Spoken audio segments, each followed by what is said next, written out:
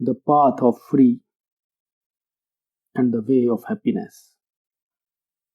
मैं तुमसे त्याग को नहीं कहता, मैं तुमसे कहता हूं तुम भोग में इतने गहरे उतरो कि भोग का अनुभव ही त्याग बन जाए।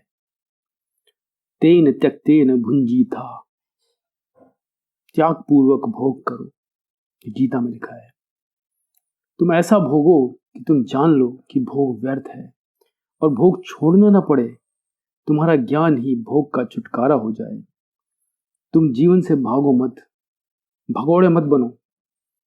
तुम जीवन में जमकर खड़े हो जाओ ताकि जीवन से आंखें मिला सको और तुम जीवन को पूरी तरह देख ही लो कि यह सपना है। फिर सपने को छोड़ने की जरूरत ही क्या है? सपना तो खुद ही छूट गया। जो व्यर्थ है दिखाई पड़ते ही कि व्यर्थ है, अपने आप ही छूट जाता है। छोड़ने का अगर फिर भी सवाल रहे तो समझना अभी व्यर्थता दिखाई नहीं पड़ी, अभी थोड़ी सार्थकता दिखती है, अभी लगता है कि ये काम का है। क्योंकि जब आप जान गए कि ये सत्य नहीं, ये बस स्वप्न है, ये बस सपना है, तो फिर छोड़ने का सवाल ही नहीं। सार्थक को छोड़ना पड़ता है, व्यर्थ छूट जाता है। तो मैं तुमसे कहता हूं, जीवन को उसकी परिपूर्णता में जानो। तुम बहुत बार अनेक लोगों के प्रभाव में आ गए हो और कच्चे ही जीवन को छोड़कर भाग गए हो। बहुत सारे लोग हैं जो कुछ ज्ञानियों महात्माओं के प्रभाव में आकर घर छोड़कर भाग तो जाते हैं, फिर लगता है कि ये क्या किया मैंने, और फिर वापस चले जाते हैं। ये कोई पहला मौका नहीं है, क्योंकि जमीन पर तुम नए नहीं हो, बड़े प्राचीन हो। तुम बार बार बहुत बुद्धों के प्रभाव में आए हो। जो बुद्ध को घटा था वह तो परिपूर्ण जीवन से घटा था। ये थोड़ा समझो। बुद्ध तो सम्राट थे, सुंदरतम स्त्रियां उनके पास थीं, और अगर उतनी सुंदर स्त्रियों के बीच उन्हें दिखाई पड़ गया कि सौंदर्य स्वप्न है तो कुछ आश्चर्य की बात नहीं है। अब एक भिखारी को लेते हैं जिसने स्त्रियों को केवल दूर से देखा है, जिसे कोई स्त्री कभी मिली नहीं। अब यह बुद्ध की बातें सुन लें तो बुद्ध प्रभावी हैं, इसमें कोई शक शुबा नहीं। बुद्ध ने कहा कि सब व्यर्थ है। बुद्ध ये जानकर कह रहे हैं, धन उन्होंने जाना कि व्यर्थ है। तुमने केवल धन की कामना की है, जाना आना कुछ नहीं है। जानने के लिए तो होना चाहिए ना पहले, वह है ही नहीं तुम्हारे पास। भिक्षा पात्र लिए खड़े हो, सम्राट थे बुद्ध, वे छोड़कर रास्ते पर आ गए। तुम रास्ते पर ही हो और तुमने बुद्ध की वाणी सुन ली, तुम प्रभावित हुए। तुम मुश्किल में पड़ोगे क्योंकि तुम्हारा त्याग बुद्ध का त्याग नहीं हो सकता। तुम्हारे त्याग में भोग छिपा ही रहेगा। तब क्या होगा? तब यह होगा कि तुम त्याग भी करोगे और सोचोगे कि त्याग के बाद स्वर्ग मिलने वाला है। स्वर्ग में भोगेंगे अप्सराएं और महल। तुम्हारे ऋषि मुनि यही कर रहे हैं। इंद्र अगर उनसे डर जाता है तो अकारण नहीं, क्योंकि वे मुक्त होने की इच्छा नहीं रखे हुए हैं। वे इंद्र के सिंहासन पर बैठने की इच्छा लिए बैठे हैं। इंद्र का सिंहासन डोलने लगता है। पुराणों में यह प्रतीक के रूप में है। वह ये बता रहा है कि ऋषि मुनि वस्तुतः ऋषि मुनि नहीं है, उनमें भी आकांक्षा है। वे स्वर्ग का सिंहासन पाना चाहते हैं, और जहां आकांक्षा है वहां प्रतिस्पर्धा है।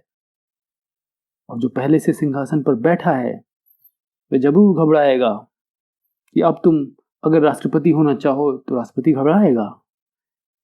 ये जाने ये कौन से सज्जन हैं जो हमारी कुर्सी छीनने की तैयारी में है। अब तुम अगर अप्सराओं की कामना करने लगोगे कि उर्वशी को भोगना है तो इंद्र घबराएगा। उसकी उर्वशी छीनने की चिंता तुम लोग हो, वह तुम्हें डिगाएगा।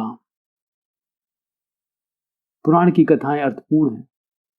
वे इतना ही कह रही हैं कि ऋषि अभी ऋषि नहीं, अन्यथा इंद्र को क्या प्रतिस्पर्धा उससे। अगर ऋषि मुक्त होने के लिए तपस्या कर रहे होते तो इंद्र को क्या प्रतिस्पर्धा। यह तो त्याग का सौदा कर रहा है। यह जो संसार में नहीं पा सका, संसार छोड़कर पाने की कोशिश कर रहा है, पर इसकी आकांक्षा तो वही की वही है। वासना बिना पके नहीं मरती, और जब पककर मरती है तभी मरती है, फिर पीछे दाग भी नहीं छोड़ जाती।